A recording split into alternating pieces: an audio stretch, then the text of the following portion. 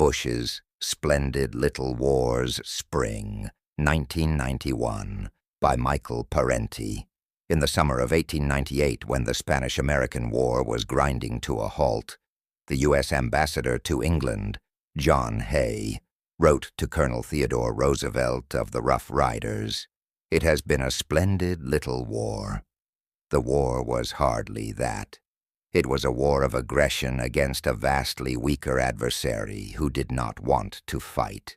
It was splendid only in that it provided a quick, decisive win. Today, some Americans, including the President, still retain a taste for splendid little wars. Grenada and Panama come to mind, and now the assault upon Iraq. But Saddam Hussein is not a Sandinista, a Castro, a Gaddafi, nor even a populist nationalist like Noriega. Although Saddam has brought a better-than-average standard of living to his people, he manifests few of the ideological egalitarian impulses that right-wingers like Bush find so loathsome. Saddam has murdered large numbers of communists and other left dissidents, a policy which usually endears a dictator to U.S. leaders. Indeed, until recently, worse than Hitler, Hussein received a good deal of U.S. aid himself. So why has Bush come down so hard on him? Let's look at the reasons given by the White House. We went into the Middle East to defend Saudi Arabia from an Iraqi invasion. If the Iraqis intended to take Saudi Arabia, why didn't they just walk into that country immediately after grabbing Kuwait and before U.S. troops arrived? In any case, defending Saudi Arabia is obviously no longer, if it ever was, Bush's primary goal. The president is concerned with protecting human rights in Kuwait and elsewhere in the region. Few rights exist in Kuwait or any of the region's feudal monarchies. Women are still stoned to death on suspicion of adultery. Democratic councils are non-existent or instantly crushed, and a few super-rich families control the entire politico-economic life of the society. Mr. Bush is upholding the United Nations commitment to defend its member states from aggression. Why now? Both Syria and Israel invaded Lebanon and still occupy portions of that country. Yet the U.S. has never threatened war against either of them. Instead, the U.S. gives enormous amounts of aid to Israel and has become kissing cousins with terrorist Syria. Turkey invaded Cyprus and took half that island, yet the U.S. made no military moves against its NATO ally. Indonesia invaded and annexed East Timor and killed half its population, and the U.S. quietly supported the action. The U.S. invaded Grenada on dual false pretexts of saving American medical students and preventing the establishment of a Cuban-Soviet beachhead. Furthermore, Bush himself invaded Panama last year, an action that caused a substantial loss of Panamanian lives and invited the condemnation of UN member states. The U.S. military occupation and political repression of Panama continues. Saddam would have controlled too much of the world's oil and would have raised prices and threatened our supply. When OPEC, led by the Saudis and controlling vastly more of the oil supply than Iraq does today, drastically raised prices in the 1970s, the United States went along with it. So did the big oil companies, who passed the costs, and then some, along to the consumer. These costs motivated us to develop alternative energy sources and greater efficiency in fuel consumption, eventually helping to drive oil prices down. Furthermore, the 1990 embargo deprived the world of the very Iraqi and Kuwaiti oil supply that Bush's action was supposed to preserve. Yet as of January 1991, the world's net oil supply was the same as when Iraq and Kuwait were among the suppliers. All this demonstrates the difficulties faced by any one producer who might try to control the market. The war against Saddam is not about protecting America's oil supply, Since most of the Middle East oil goes elsewhere, U.S. consumers can get all the oil they want, with or without Iraq. Iraq poses a nuclear threat. This polemic was tacked on to Bush's litany of horrors months after he had embarked on intervention in the Gulf region, right after opinion polls showed that Americans were concerned that Iraq might develop a nuclear capability. Nuclear weapons in the hands of any nations are something to be opposed, but the president intervened in the Gulf area long before this became an issue. Moreover, with sanctions in place, it was already impossible for Iraq to get the necessary materials to build a bomb. Iraq threatened to attack and destroy Israel. Iraq never had the ability to destroy Israel, but certainly Saddam has proven he was serious about attacking that nation. Yet, it was only in retaliation for the U.S. attacks against him. Therefore, Bush could have easily prevented the missile firings on Israel by refraining from war against Iraq. The intervention into the Middle East will protect the U.S. economy and safeguard jobs at home. Secretary of State James Baker uttered words to that effect in November. It is the first time he, or anyone else in Bush's national security entourage, has evinced any concern for the nation's unemployed. One should note that after 5 months of intervention in the Middle East, unemployment in this country has only worsened. Anyway, there are more constructive and less costly ways of putting people back to work. With programs for low-cost housing, mass transit, environmental protection, improved education and medical infrastructures, care for the elderly and other basic human services, and the like. The reasons given to justify this country's murderous assault against the Iraqi people sound terribly contrived. Once the war began, they were largely replaced by the call to arms and a rallying round the flag.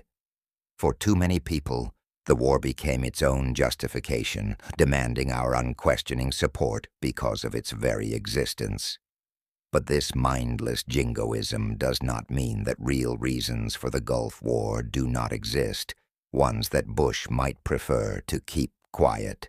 How about the real reasons? First, for decades, the United States has maintained a global military machine, with some 300 major military bases in every region of the world.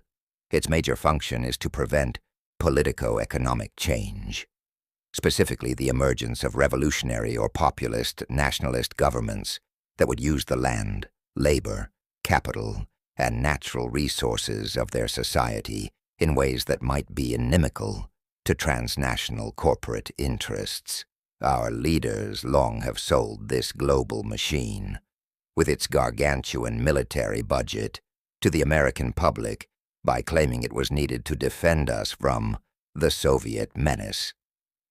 The Warsaw Pact nations are transforming themselves into right-wing capitalist regimes, and the Soviet Union seems to have fallen into line. What will now serve as justification for the mammoth budget that supports global counterinsurgency? New demons and threats must be conjured up. Narco-terrorists, nuclear madmen, Middle East Hitlers, and the like. The U.S. invasion of the Middle East is an emergency rescue operation for a near $290 billion military budget. The military-industrial complex and the policy of global interventionism.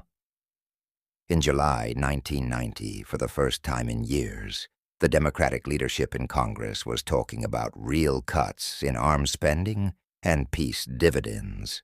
Enter the Gulf crisis and major cuts are put on hold.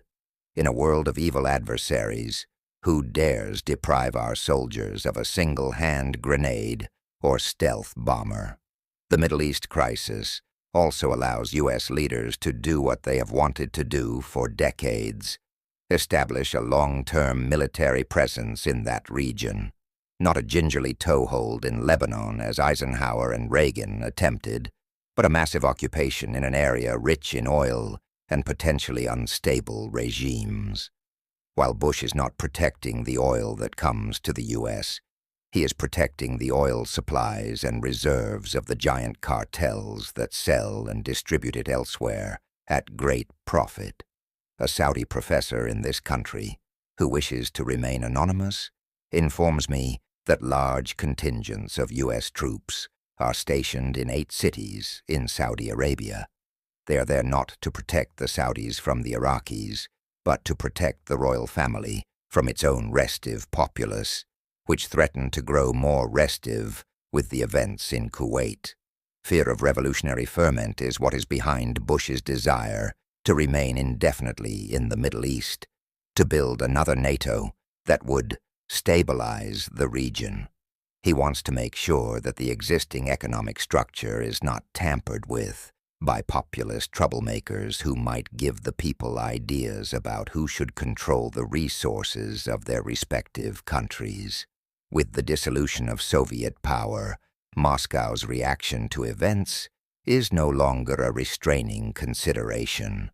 Ultimately, the goal is to open every region of the world to direct U.S. military intervention, if such is needed.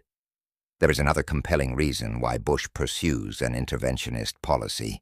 Many wars are begun, noted Alexander Hamilton in the Federalist Papers, No. 6, because of the political interests of leaders.